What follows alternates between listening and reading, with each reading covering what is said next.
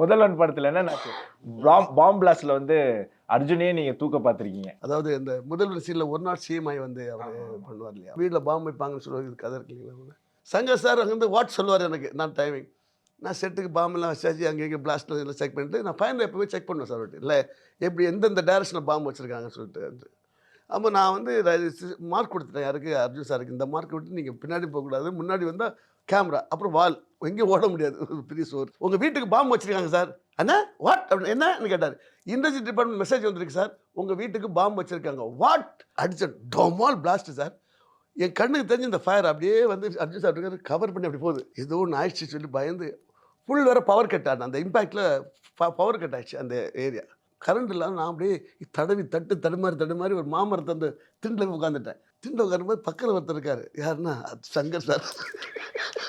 அவர் ஓ கனல் என்னையா இப்படி ஆகி போச்சு அப்படின்னாரு. கேமராமேன் அவர் எம்எஸ் பிரபு தான் அந்த கிளாஷுக்கு வந்தார். அவர் நோ ப்ராப்ளம் கனால், நமக்கு ஒன்றுமே ப்ராப்ளம் இல்லை, அர்ஜுன் சார் மட்டும் பாருங்கள் அப்படின்னு. அவர் கரண்ட் வந்துச்சு. எப்படி இருந்தாலும் அப்படி ஃபேஸ் பண்ணி தான் ஆகணும். நான் சொன்னேன் சங்கர் சார் நீங்கள் வராதிங்க, திட்டினா என்ன தான் திட்டுவார். நான் போய் நைஸா அப்படியே கார் பக்கத்தில் போகிறேன். அவர் ஏசி ஆன் பண்ணி திரும்பி உட்காந்துருக்காரு.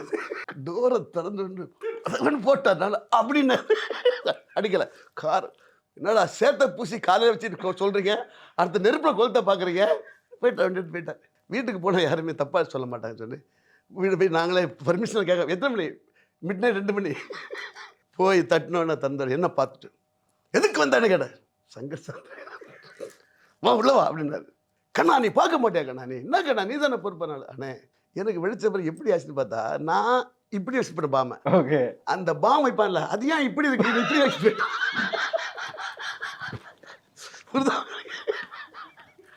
ஏண்டா அது இப்படி ஆகி போச்சுண்ணே சாரின்னு சொல்லி அது பெரிய காமெடியாக, அதாவது எவ்வளோ சீரியஸான காமெடியாக இருந்துச்சு.